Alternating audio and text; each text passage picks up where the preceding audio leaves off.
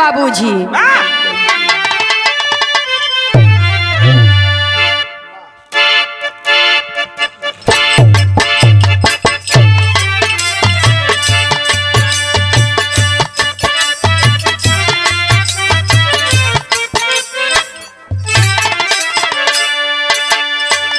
बहुत प्यार करते हैं,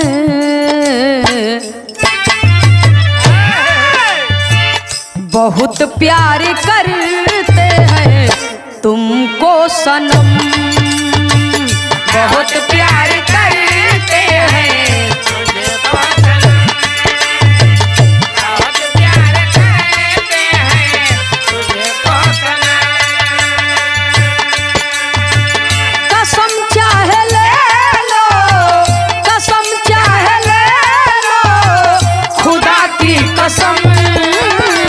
बहुत प्यार करते हैं तुमको सनम, बहुत प्यार करते हैं तुमको सनम, बहुत प्यार करते हैं तुमको सनम। ये तक गजल का अंदाज वाले लेकिन बिरहा में कवि को संकेत करना पड़ा बाबूजी। छिपा न सकोगे तू सोना में चांदी, छिपा न सकोगे तू सोना में चांदी, छिपा न सकोगे तू सोना में चांदी। नहीं कागा बोलेगा, नहीं कागा बोलेगा कोयल की बानी, छिपा न सकोगे तुम सोना में चांदी, छिपा न सकोगे तुम सोना में चांदी, छिपा न सकोगे तुम सोना में चांदी। सुनने वाले श्रोता सज्जनों, सोना सोना है और चांदी चांदी है। ये दुनिया में बगैर नकल का काम नहीं चल पाता बाबूजी, लेकिन नकल करे में भी अकल चाहिए। अभी कहो कि कौआ कोयल का बोली बोले तो कभी बोल नहीं सकता है। कवि को संकेत करना पड़ा बाबूजी। कहानी का शुरुआती हमें से बात कवि जी बिरहा में एक नया मोड़ दिए। कैसे मास्टर साहब?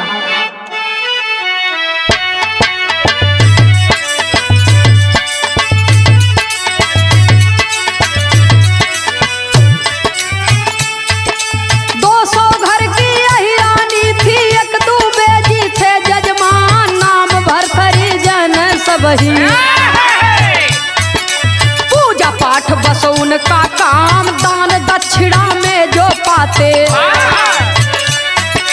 करते थे जीवन निर्वाह। एक दिन दुल्हन बोल पड़ी है, स्वामी दिल की मेरे चाह। एक दिन दुल्हन बोल पड़ी है,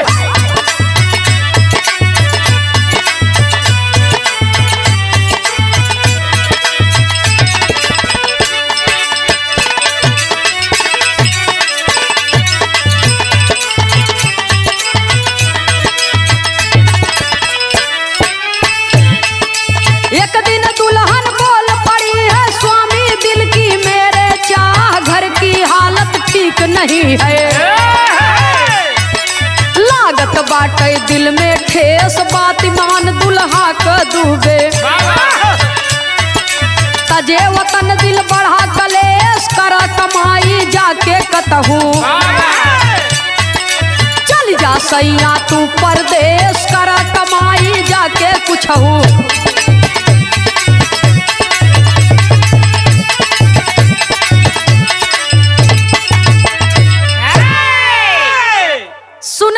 बाबूजी। 200 घर का अहिरानी बा, 200 घर का अहिरानी बा और 200 घर का अहिरानी बस्ती में एक दुबे जी अकेले दुलरुआ हैं, दुलरुआ पंडित हैं। उनकर जजमानी चटकी बा।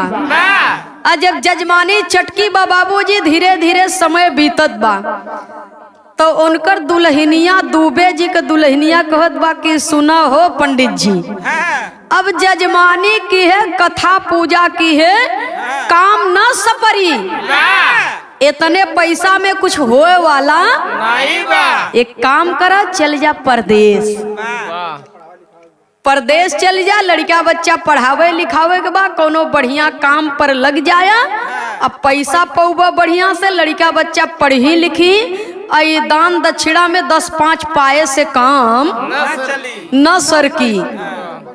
इतना बतिया बाबूजी जब दुल्हन कहत हैं तो दुबे जी के दुल्हन के बात समझ में आई गई। हमार दुल्हनिया ठीक कहता, क्यों 2 रुपया 4 रुपया 5 रुपया 10 रुपया 20-50 रुपया दे देत बा, लेकिन इतने में हमार काम होत नहीं बा। जा पैसा कमा, परदेश में रह के कम से कम पैसा कमाए के घरे भेजब तो हमार लड़का बच्चा पढ़ी लिखी, इनकर भविष्य उज्जवल होई, और घरे में कोनो बात का तकलीफ भी न रही, कलेश भी न रही। इतना बात मान करके बाबूजी दुबे जी चल दिए परदेश कमाने के लिए। और जब परदेश चल दिए कमाने के लिए, तब हर गांव में होत का बा।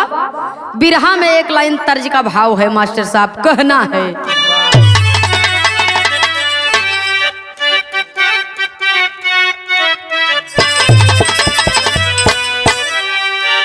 अरे बाली और झुमका भुलाई द, हे बाली और झुमका भुलाई द, नाथुनी पे गोली चले तब सब बनवाए द, बाली और झुमका भुलाई द, नाथुनी पे गोली चले तब सब बनवाए द, बाली और झुमका भुलाई द, नाथुनी पे गोली चले तब सब बनवाए द।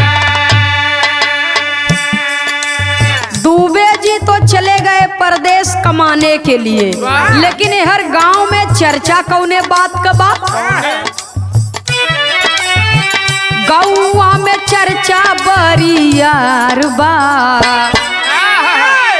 त गौवा में चर्चा बरियार बा, सबही के दिलावा में दुखवा अपार बा, गौवा में चर्चा बरियार बा, सबही के दिलावा में दुखवा अपार बा, गौवा में चर्चा बरियार बा, सबही के दिलावा में दुखवा अपार बा।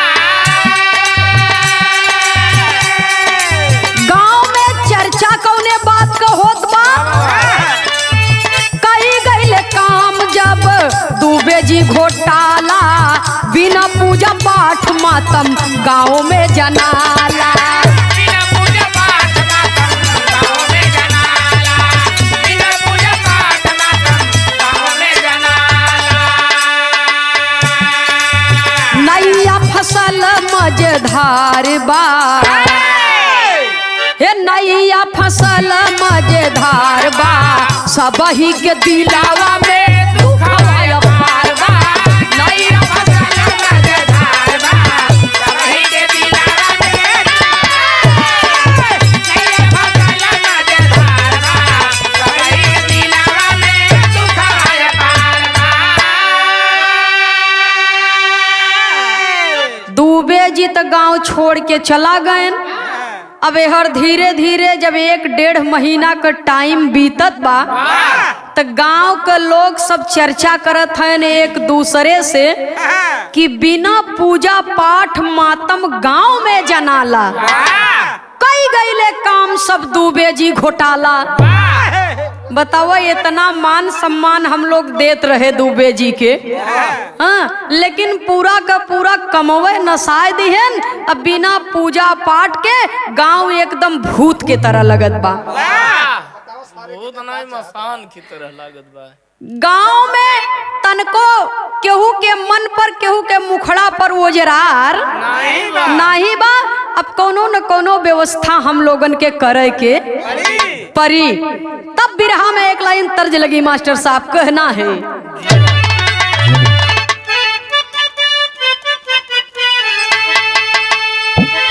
अरे गाँव मझारी एक तिवारी, अरे गाँव मझारी एक तिवारी, अरे पाके निवास आए, अरे चुगलिया दूबे जी के सुनाए, चुगलिया दूबे जी के सुनाए, चुगलिया दूबे चुगलिया दूबे जी के सुनाए।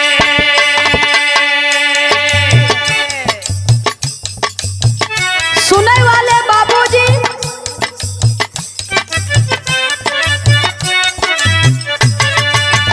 वही गांव का दामाद वाह वाह। एक तिवारी जी अपने ससुरारी में निवासा पाई के अपने परिवार के साथ में आकर के बस गए। और जब बस गए बाबूजी तो वो अपन रोटी सेके बदे धीरे धीरे तवा गरम करे लगलन। गांव में लोगन के घरे घरे जाए के बैठ के दूबे जी के खिलाफ चुगली करे लागल। और जब चुगली करने लगे तो हुआ क्या,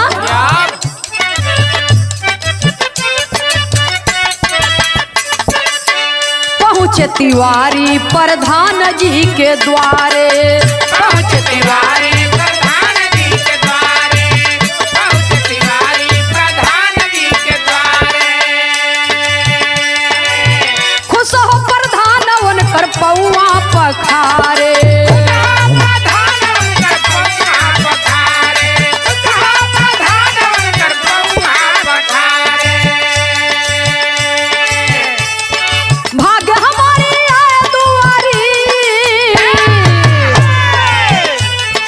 भाग्य हमारी आए दुआरी, लोगवा सब ही धाये,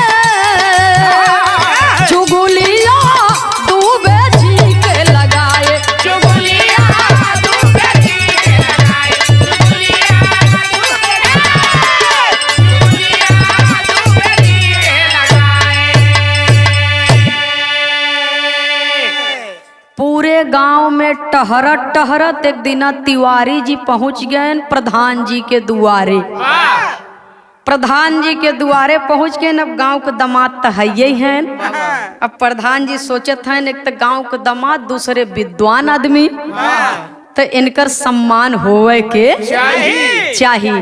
आवा आवा पाहुन बैठे, बड़े प्रेम से बाबूजी दामाद राजा के बैठावत हैं और रस पानी करावत हैं। उनकर महिमानी जम के होता ससुरारी में, ससुरारी में जम के खातिरदारी होता।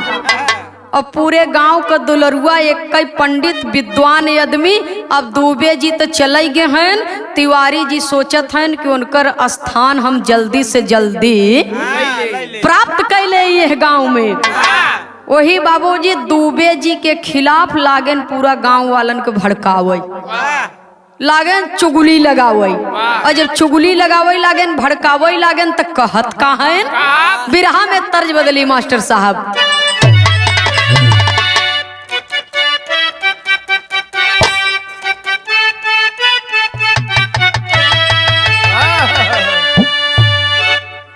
कोनो देवर भौजाई के बात, देवरा भौजैया से नाराज बा। उ कहता का, कहता बाबूजी, अरे देवर के दूर दूर ना करई, देवर के दूर दूर ना,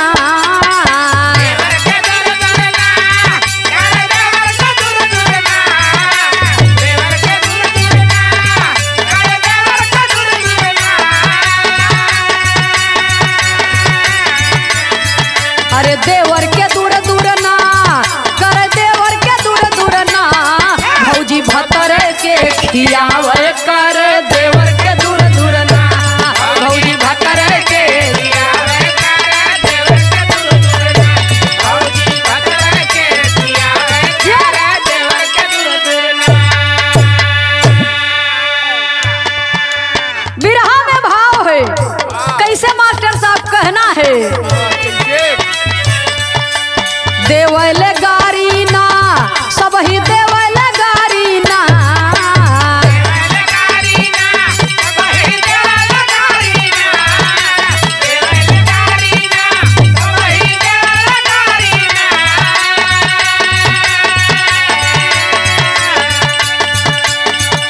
अरे देवले गारी ना सबही देवले गारी ना सबही गौआ के नर नारी देव डूबे के गारी ना सबही गौआ के नर नारी देव डूबे के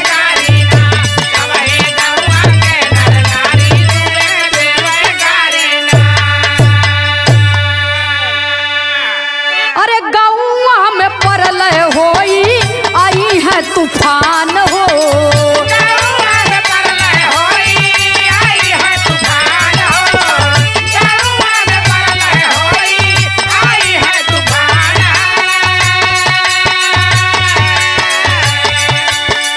यही बतिया के रहल डूबे जी का ज्ञान हो यही बतिया के रहल डूबे जी का ज्ञान हो यही बतिया के रहल डूबे जी का ज्ञान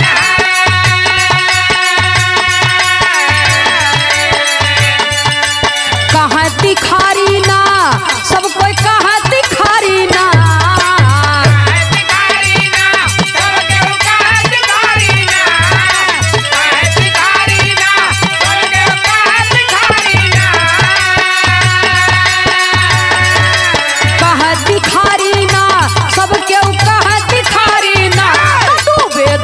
भारी सब कोई कहती खारी ना डूबे धोखा कैले भारी कहती ना डूबे धोखा कैले भारी कहती खारी ना। पूरे गांव में तिवारी जी जाए के हल्ला कह दिहन कि दुबे जी इतना विद्वान आदमी रहेन ई गांव में बहुत भयंकर तूफान आवे वाला बा ये गांव में बहुत भयंकर तूफान आवे वाला बा और ऐसन तूफान की सब कुछ तहस नहस कर दे ई बात का ज्ञान रहा दुबे जी के जानकारी थी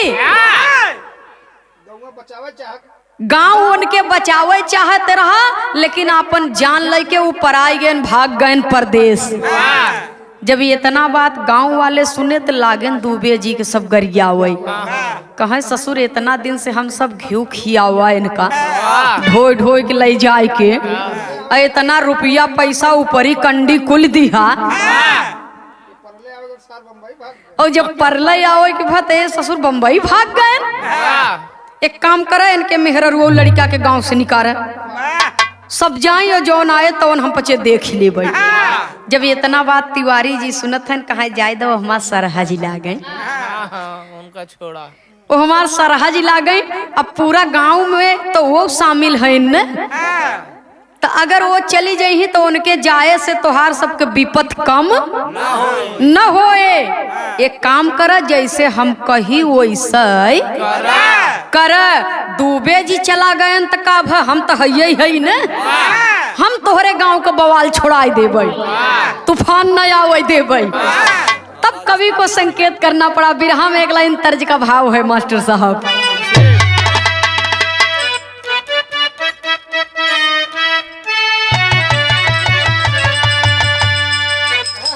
हे झुमका चूमेला मोर गोरा गलवा झुमका चूमेला हाँ झुमका चूमेला मोर गोरा गलवा नथुनिया कमाल करेली झुमका चूमेला मोर गोरा गलवा नथुनिया कमाल झुमका चूमेला मोर गोरा गलवा नथुनिया कमाल करेली। तिवारी जी कह रहे हैं सुना गांव वाले सवाल करत हुवन कैसे छूटे हमारे गौवा के बवाल कैसे छूटे हमारे गौवा के बवाल हो कि सब ही सवाल करेले कैसे छूटे हमारे गौवा के बवाल हो कि सब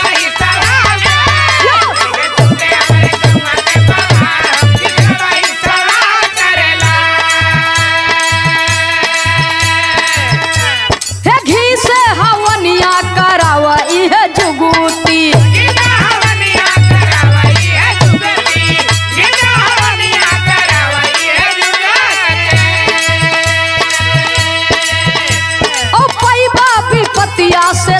सब ही मुक्ति। विपतिया से सब सबही मुक्ति, विपतिया से सब सबही मुक्ति। और चलल तिवारी इहे चाल, चलल तिवारी इहे चाल कि सब ही सवाल करेले। चलल तिवारी ये चाल कि सब ही सवाल करेले। चलल तिवारी ये चाल कि सब ही सवाल करे।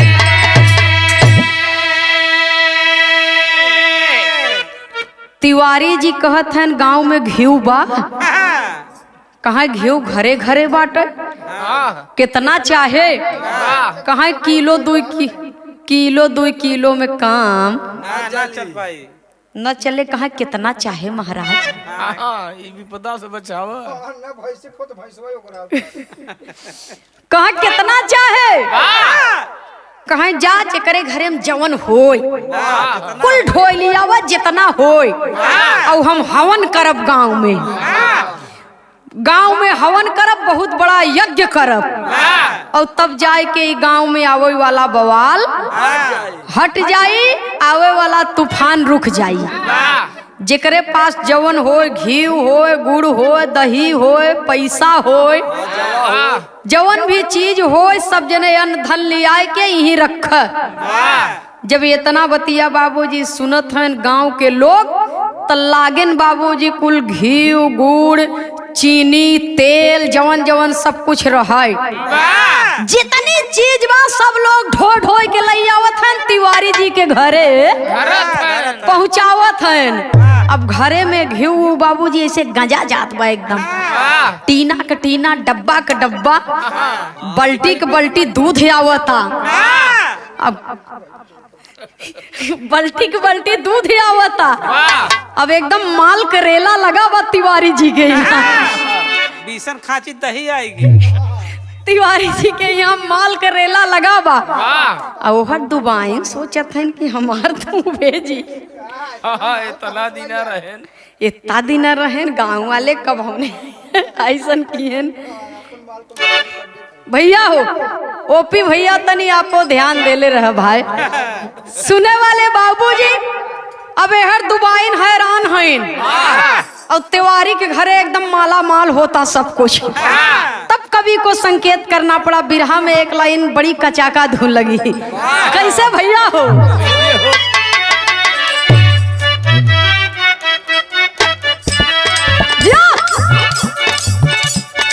कोनो दुल्हन के भूत धैले बा, हाँ भूत धरे बा भूत, ओकर करिहाव रही रही के बकता पिराता। अब पति तो ओकर घरे में बा नहीं, बुढ़ऊ से कहता कि ले चलता हमें कोनो ओझा सोखा के दिखाई देते।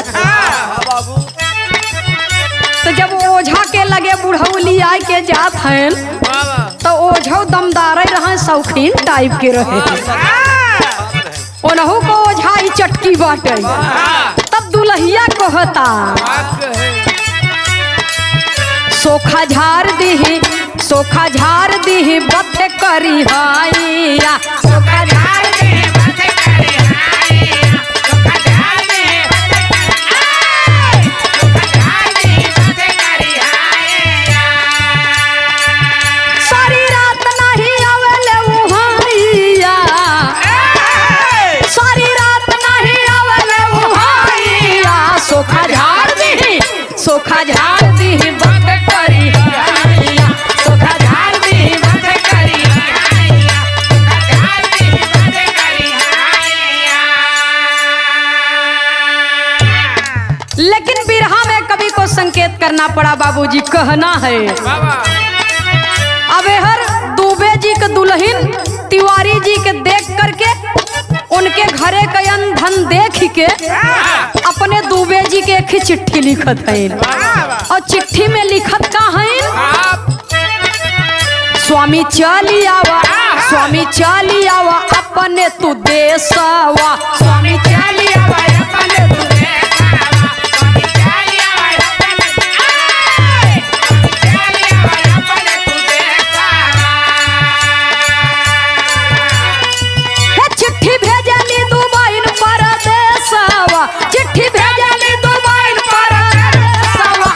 स्वामी चलियावा, हे स्वामी चलियावा अपने तू देसावा, स्वामी चलियावा अपने तू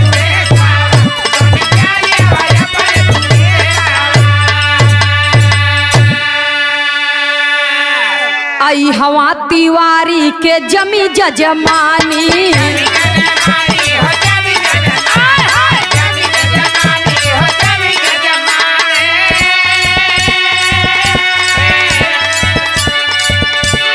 आवा वतनवा धरा राजधानी,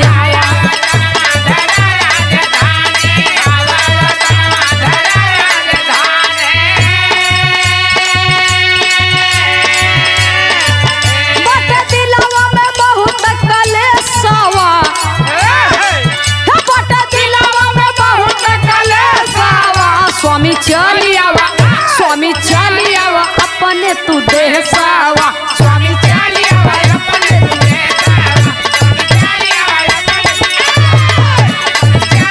अपने तू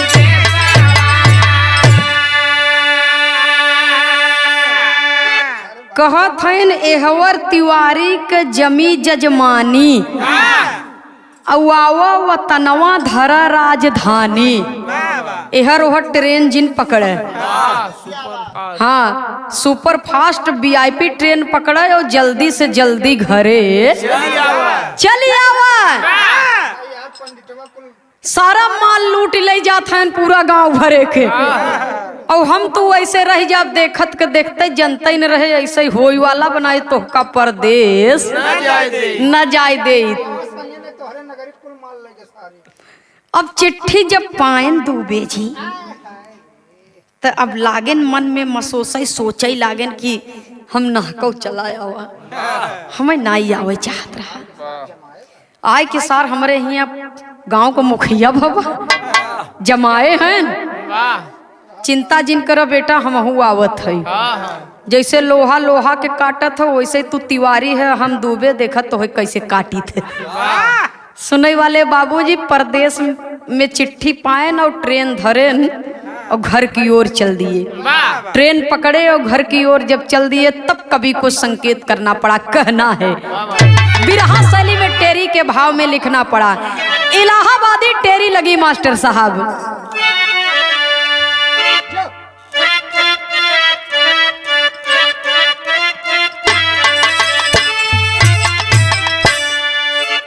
अरे मारल मारल झमेला में माराइल मतिया, मारल मारल झमेला में माराइल मतिया, मारल मारल झमेला में माराइल मतिया। तिवारी फंसे जाल में ना हो, तिवारी फंसे जाल में ना हो, तिवारी फंसे जाल में, तिवारी फंसे जाल में डूबे कैले खेला, झमेला में माराइल मतिया।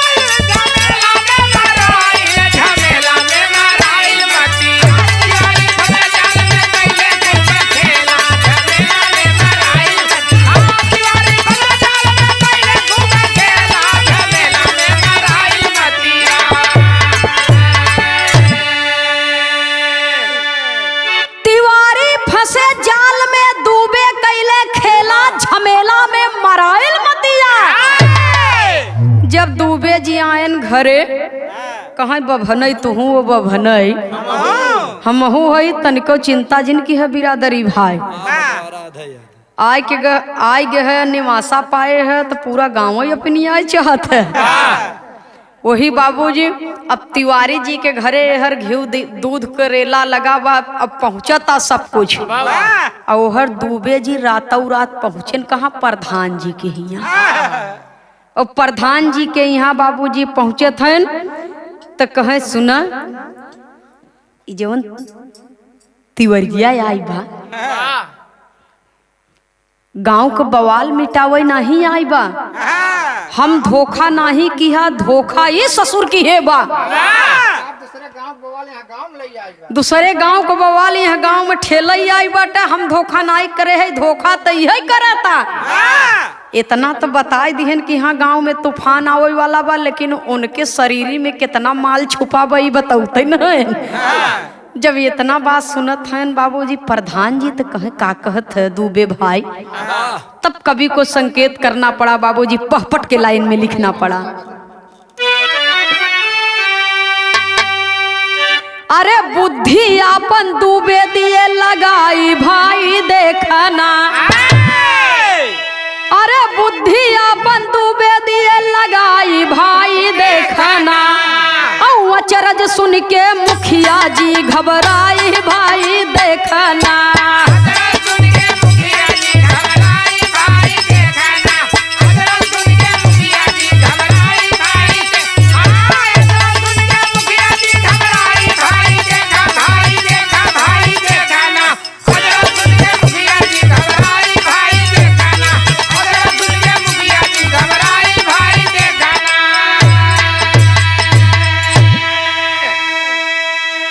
अरे तिवारी जी के रोम रोम में करई लक्ष्मी बास हो। और एक रोवा के ऊपर बाटई 1000 के आस हो। अरे हो सवेरे लेबा सब नोचवाई भाई देखना। अरे हो सवेरे लेबा सब नोचवाई भाई देखना। मुखिया जी से कहा जिन बताई भाई देखना। मुखिया जी से कहा जिन बताई भाई देखना। मुखिया जी से कहा जिन बताई भाई। मुखिया जी से कहा जिन बताई भाई देखा भाई देखा भाई देखना। मुखिया जी से कहा जिन बताई भाई देखना। मुखिया जी से कहा जिन बताई भाई देखना।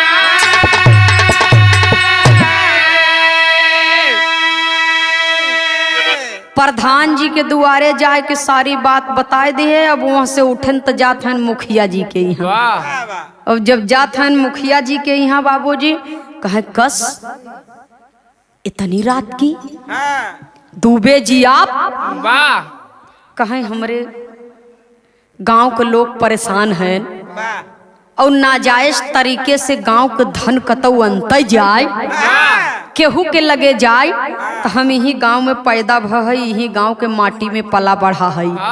ई हमसे बर्दाश्त न होए। कहे मतलब ई बा हम तो गए रहे परदेश अपने लड़किया बच्चा बदे कमाई बदे, लेकिन तिवारी जी बहुत बड़ा दगा कमान है तोहरे सबके संगे। जितना जने लगे हो पहुँचाए है। घी दिए है, दही दिए है, दूध दिए है, पैसा दिए है या गहना दिए है। जितना जने लगे है पहुँचाए है। और सब क्यों हमार बात मानी ले कि जवन तिवारी जी हैं उनके रोम रोम में लक्ष्मी वास करत ही। कहे मतलब कहे उनके शरीर के जितना रोआ बा एक एक रोआ में समझ ल कि लक्ष्मी वास करत थी। और एक रोआ 1000 के बराबर बा। जे पाई जाए ओके समझ ल कि माला माल हो जाए। जब इतना बात सुनत हैं मुखिया जी तो कहा धीरे बोला आराम आराम से बोला। पूरा गांव का करे जाने पहले हम है जाबे नहीं पूरा गांव ले ले हम कुछ पौबे नहीं करबे। हम ही चलब पहले। तिवारी जी के विषय में जब सुनत हैं मुखिया दादा और दूबे जी बताए कि चला गए अपने घरे। और दूबे जी से जात दूबे जी से कहत हैं मुखिया जी की दूबे जी हमसे कहत कह लेकिन और केहू से मत कह। पहले हम जाबे तब और दूसर क्यों जाए। जब इतना बात कह के दूबे जी के विदा कह दी चाह पानी उनी कराए के कहा एक आध टीना घी चाहे बतावा तो हो दे लिहे जा। बहुत राज के बात बताए हैं। कहा हमार गांव माला माल हो जाए पहले जितना धन गबा वो सब वापस चली आवे तो है तो हम ही न अब कतौ न जावे परदेश उरदेश।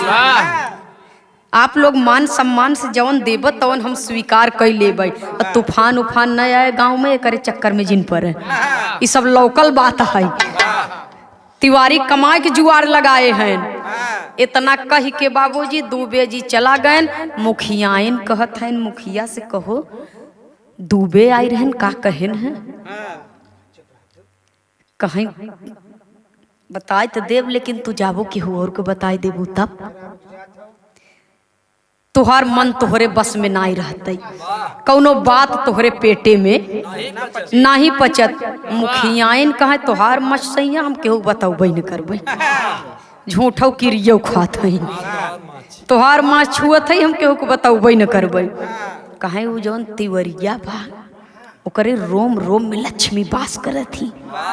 कहा सैया हुआ वो सरवा में से हेहरावा कोठरिया में, तब बतावा धीरे धीरे बोला नहीं क्यों सुन ले। और जब कोठरी में जाते हैं कहा अब बतावा, कहा वो करे अगर एक रोवा 2 रोवा चट्ठे पाई जाबू तो समझ लो कि जनाब 4000 5000 के मलकिन हो जाबू। एक रोवा ओकर 1000 बराबर बा। 4 पाई गयो 4000 पाई गयो। जब इतना बात सुनत हैं बाबूजी मुखियाइन, तो अब कहाँ उनके पेटे में पचता बात, पेटे में बात ही नहीं पचत है बाबूजी। और घरे में से सवेर भर अब भोरहिया में जब जात हैं सिवान में, तो कुल मेहरारू गांव के जात हैं सब, और गांव के सब मेहरारू जात हैं तो कहे हे बहन हे नई बात है, एक ही नई बात सुना है, लेकिन बताओ मत क्यों, केहू से बताऊ जिन 2 जनी हो तू ही सब जानू और क्यों न जाने पावे। कहे तिवारी के यहाँ तोहरे घरे से कितना घिउ बा, कहा कितना गबा, वही एक मेटा धरे रहे, गांव के बवाल टली जाए वही के मारा लगे, समय मेटा वही पहुंचा दिया। कहीं लगे समय मेटा वही पहुंचा दिया। जौन बुढ़िया माई रहे नानू मास्टर वो कहत हईन कि हम हो ले गए मजे के दैया हुआ दुल्हनिया हम बताई दे रच्चे, तोरे बाबू खाए भी ना दे, तनी हम बताई दे। अब बताई दीन बाबूजी। अब जब 2 मेहरारू जाने पाए तो 2 से 4, 4 से 6, 6 से 10 पूरा गाँव जानिए। कुल मेहरारू जाने पाए जाके अपने अपने आदमी से बताई दीन, अपने अपने आदमी से बताई दीन, पूरा गांव शोर हो गए कि तिवारी जी के एक रोवा में 1000 बा। आज जब पूरा गांव शोर हो गया बाबूजी, होश सवेरे पूरा गांव में टूट पड़ा। तब कवि को संकेत करना पड़ा, कहना है आल्हा के लाइन में लिखना पड़ा।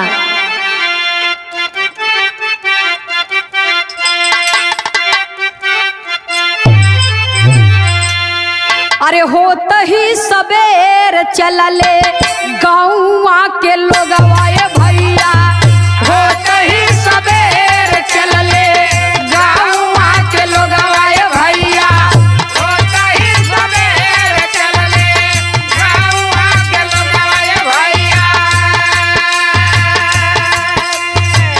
जाके सब ही घेर लिहले पंडित का दुआर,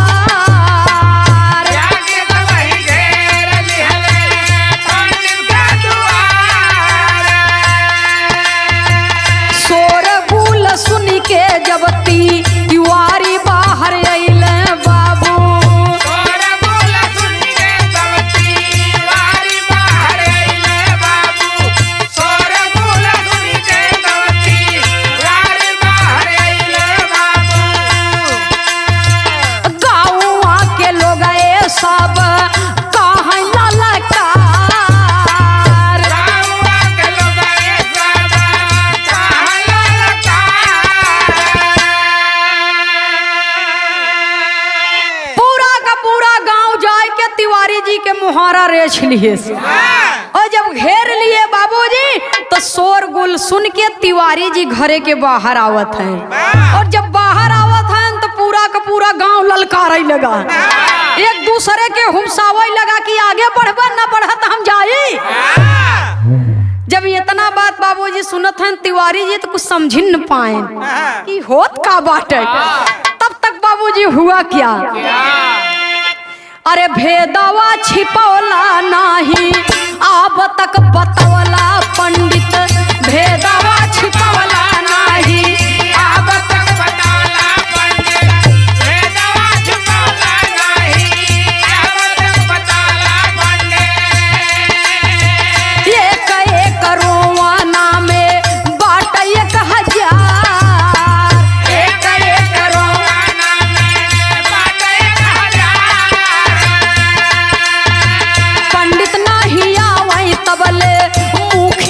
पधारी दिहले पंडित नहीं आवे कबले मुखिया पधारी दिहले पंडित नहीं आवे कबले मुखिया पधारी दिहले लागे नोचे सब ही शरीरिया के पार आगे नाच सबाही सारिया कबार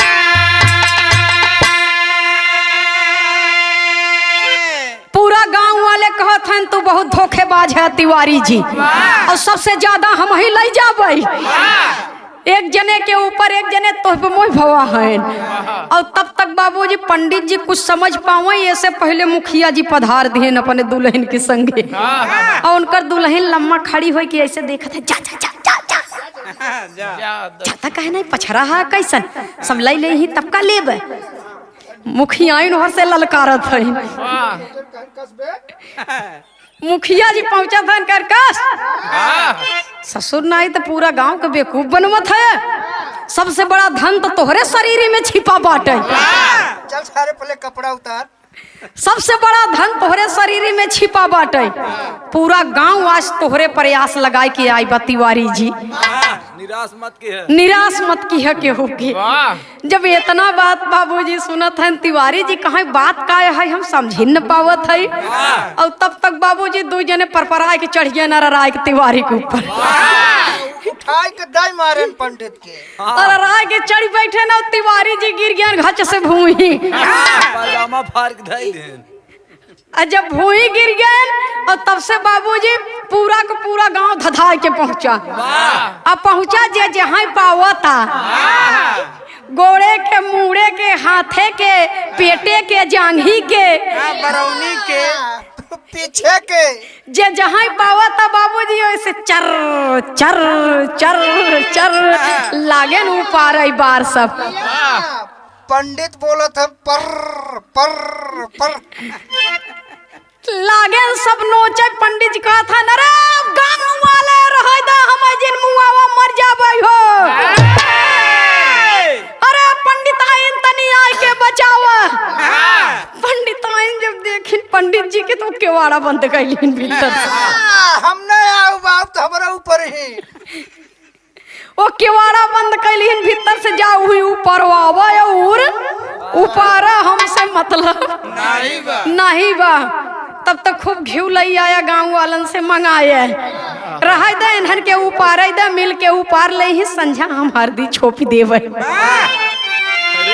बड़ी घी खाओ। जब इतना बात बाबूजी सुनत है तिवारी अब उनकर तू छटपटाता प्राण सकेते में बा प्राण सकेते में बा गांव के मुखिया प्रधान उप प्रधान जितना सब रहन बाबूजी पूरा गांव लपटियाई गवा थाना पुलिस के लोग सुने सब आवे लागे धीरे धीरे लागे भीड़ लगाई आ जब भीड़ जुटाई लगी दरवाजे पर बाबूजी तिवारी जी के एकदम से शरीर के रोवा नोच नोच के लहू लुहान कह दिहन आ जब लहू लुहान कह दिहन क्यों 10 ठिपायस क्यों 20 ठिपायस क्यों 21 ठिपायस जे जाऊ नहीं पाएस दरोगा जी कहन कसबे सारे हम हऊ पारब बिना बिलेटेक साफ है कि उनका बाहर है जे जहाँ से पायस तहाँ से नोचेस और जब नोचेस बाबूजी जैसे मुर्गा के काटे लागे या ओकर डंखा पंखा नोचे लागे ऐसे तिवारी जी के जीते हलालत है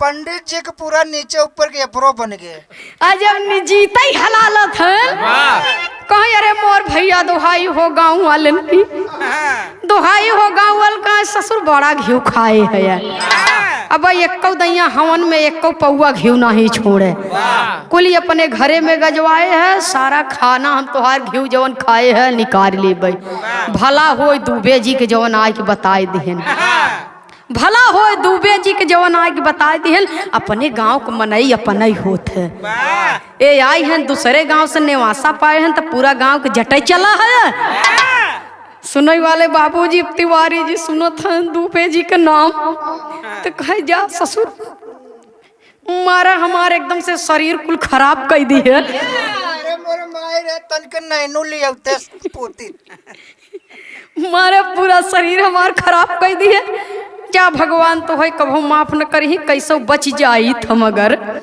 तो भगवान तो बाद में तो है धर ही पहले हम धरब तोके।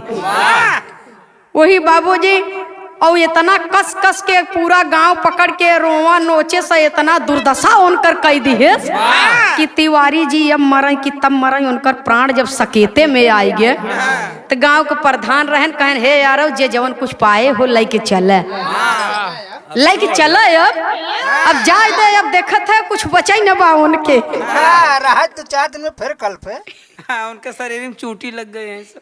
लेके चले। जब गांव वाले सब लेके चला गए उनकर शरीर के रोवा नोच नोच के तो वही गांव में एक ही पहलवान रहे जबर सिंह।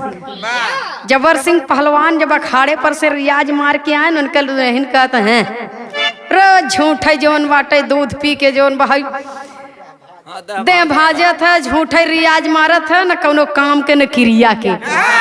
कहा का भवा आज कैसन सवेरे सवेरे बहुत गरम गरम बोलत हो। तोरे पहलवानी में आग ही लागे। कहीं सवेरे सवेरे कैसे गरम गरम बोलत हो रचे कायदे से बोला।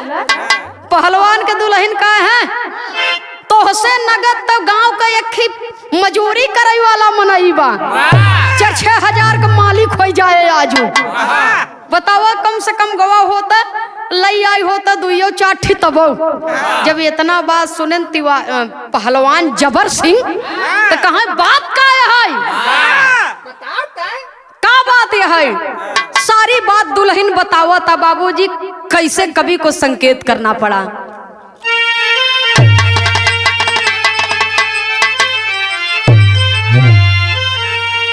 अरे आए पहलवान जबर सिंह हरावा जबही तो आए पहलवान जबर सिंह हरावा जबही अपने स्वामी के मेहनवा सुनावे दुलही।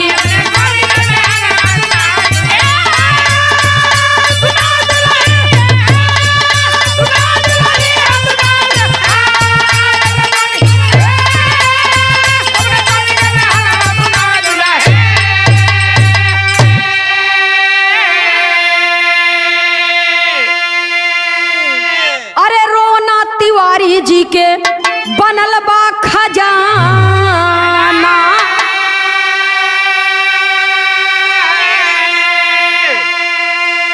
और जवन आज मिल के नोचे नारी मर्दाना।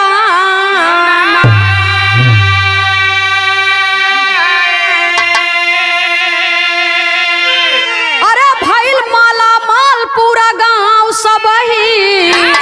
अरे भइल माला माल आज गांव सबही अपने स्वामी के मेहनवा सुनावे दुल्हा।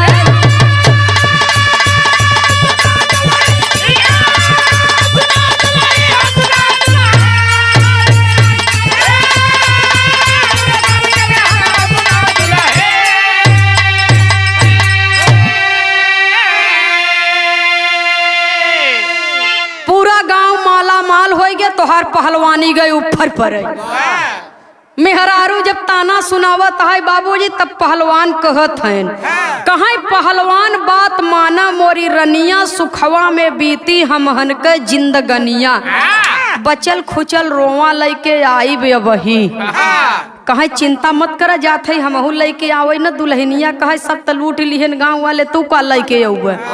जबर सिंह पहलवान कहे कतौ तो बचा होए हम जाते हैं खोज के लिए हम जात है पंडित के वार दई के टाणे सोवत है। हम जात है खोज के लिए अब कतौ तो बचा होए। और हर पंडिताई उन्हें हरदी वर्दी जो बाटे हाँ पीस पास की पूरी शरीर में लेप लगा दिए हैं। पूरे शरीर में लेप लगाए दिए हैं। और पंडित तिवारी जी कहे दरवाजा बंद कैले भीतर से ताला लगाए ले। दरवाजा बंद करके भीतर से ताला मार ले। पता नहीं सारे फिर पगलाइया हो तब का करब। अब की दाई रोवा नोचे हैं पूरा चमड़ा सहित उचार के लेके चला जाइए। अब पगलो बच के रहो नहीं तो देखो फिर। इतना बात सुनत है बाबूजी पंडिताइन कहा तू तनिको चिंता जिन कर, हल ले है हल्दी दूध चुरई है पी ले एक आध 2 गिलास और दर्द कम हो जाए। वही हरदिया तोहरे लगाए देत है, हल्दी के लेप लगाए दीन बढ़िया है। वो हल्दी दूध चुरई के दे दीन और चरभेली देसी गुड़ दे दीन। कहें हल है हल्दी दूध पी के गुड़ खाए ले संगे और चदरा ओढ़ के चुम मार के सोवा और ये आराम से सोवा। और क्यों आए तो कह दे तिवारी जी की तबीयत बहुत जोर खराब बाटे। जब इतना बात बाबूजी सुने तिवारी जी तो आराम से चद्दर उद्दर ओढ़ के सूता है। हर जबर सिंह पहलवान वो पहुंचता ऐठत बरत की वो पहुंचा तब बाबूजी एकदम चौड़ी छाती और मोट गर्दन और मोट टांग ऐसे तलवार मोछा अब बढ़िया बॉडी बनाए बहा। अब पहुंचा तब बाबूजी तो तिवारी जी के दरवाजा खटखटावा था। अजय तिवारी जी के दरवाजा खटखटावा था है पंडित जी निकल सारे जल्दी। दरवाजा खोला, पंडिताइन कहाँ के है भैया? कहाँ जबर सिंह पहलवान है। बतावा पूरा गांव के तू दई दी है माला माल कह दी है, पहलवानवा से कौन दुश्मनी बा तोहार? तिवारी जी एक को दूठी दई देबा तब हमार काम चल जाए। जब इतना बात सुनत हैं तिवारी जी तो लागन थर थर थर थर कांपई। कौनो हलुकार मनई हो त कहाऊ के ई सरवा पहलवान है, आई त हमार जियरे ले ले कैसे निपटी हम न पाए तो हमार गर्दनई मड़ोरी दे, ऊंचे खाले हमारे चोट लग जाए तो हम का कर भाई? पंडिताइन डर के मारा खटिया के नीचे। पंडिताइन डर के मारा ओहर छिप गईन। हर दरवाजा जब नाई खोला था बाबूजी मारे चौचक लात, जब 4-5 लात मारे पहलवनवा दरवाजा भहराई गया टूट गया। पहुंचा बाबूजी खटिया पकड़ के उलट दिए सुठाई के। पहलवान मनाई तो गुस्सा आई गया, कहा कब से विनती करत है सुनते ही न है तू पछी सबके दे दी है हमें नहीं देता है। तिवारी हम जोड़ के कहा था मोर भाई देखो पहलवान पहलवान अब नहीं बचा वो भाई, नहीं बचा पाए। पहलवान कहा था कतौ तो होए। और बाबूजी धीरे धीरे धीरे धीरे सब कुछ तो उतरिन चुका रहा उनकर, वह निंगोटे भर रह गया रहा। या खोल के लागे अल्ट्रासाउंड कराई और निंगोटा बाबूजी सरकाय के और दोनों जांघी पर एक ही लात लगाए के ऐसे हाथ से पकड़ के बाबूजी और खींचत है। पहलवानवा मारे सुनकर भग भग गड्ढा खराब हुई। रोआ पकड़ के बाबूजी ऐसे खींचत है ना, पंडित जी के जांग ही ऐसे दबाए हैं घोड़े से। और जब दबाए हैं बाबूजी अब पंडित जी के रोआ नाई ऊपर तो है न सुनकर खसकी जाता।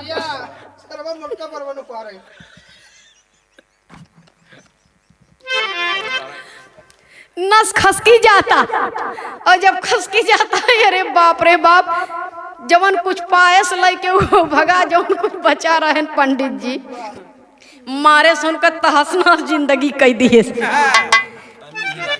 तहस नहस जिंदगी कह दिए। सब पंडित जी लागेन बुखार छोड़ के रोए, पंडित जी लागेन बुखार छोड़ के रोए। तो पहलवानवा कहता कायदे से दे दिए होता का करे ई दुर्गत तोहरे संगे हम करित। कब से हम खड़ा है कि हम हो के दे दे एक आठी दुईठी। हाँ अब हमें जोर लगाओ एक पर तोहरे जांघी पर रख के अपने जांघी की जोर हमें लगाओ एक पर गवा। और 100 रोंग बार हमें लेके पड़ा। सुनई वाले बाबूजी तिवारी जी के चाल सारी फेल हो गई और दुबे जी के एक लकड़ी लगाए से एक चुगली की से बाबूजी पूरी की पूरी जिंदगी तिवारी जी के बर्बाद हो गई। और सवेर भर अपने दुल्हन से कहत हैं कि एक काम कर अब चला अभी गांव में हमने रहा, अब चला चली अभी गांव में हमारा ठिकाना नहीं भाई, अपने गांव में चली जाओ, नून रोटी मिले तो दोनों परानी खावा जाए, आराम से रहा जाए। पंडिताइन कहते हैं का टीना घी न ले ले का धरा पाया। अरे छोड़ तो घी ना हिया रहा तो सारे 12 ऊपर हैं, पता नहीं का उपाल ले चला जाए दे घी न ले भाई ले जाए ससुर दूबे मारे हमार जिंदगी खैकार कह दी है। इतना बात कह के बाबूजी कहरत कोहरत पंडिताएं के लिए आए न दोपहरिया में खेते खेते ककरे पत्थरे जौनिन की रास्ता पावत हैं। अब सोझे सड़क धई के नहीं जात हैं। अब गांव वाले हरकत तिवारी जी अरे रुका रहा है अब चार जने ससुरारी गए लौट के नहीं आई है नोनहु के दे दी है तब जाए। तिवारी जी मुहे के बले भारत हैं डर के मारा पंडितायन के पकड़े भाग भाग भाग भाग भाग जल्दी जल्दी चली जाओ। अलिहे सरसेटन बाबूजी वो अपन रास्ता नापेन आए हर दुबे जी फिर से गांव में जजमानी करई लागन और दुबे जी के जजमानी चटक गई बाबूजी और गांव वाले सारा बवाल से बची गए। और जब केहू के 1 रुपया नहीं मिला तो कहीं कस होई भजतई न बाटई। जब इतना बात दुबे जी सुनेन तो सारी सच्चाई बताई दिहन। आपन यापन होत पराया पराया होत नाजायज तरीके से धन कमात रहन हो तो जेकर जैसे करनी ओकर वैसे आखिरी लाइन में गुरु घराने के पर्चे के साथ में कवि को लिखना पड़ा।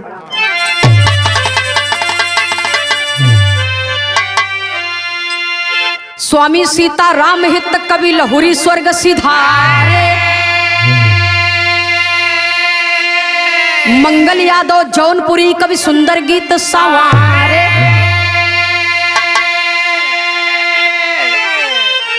अरे राम झमेला में मराइल मतिया बाबू झमेला में मराइल मतिया।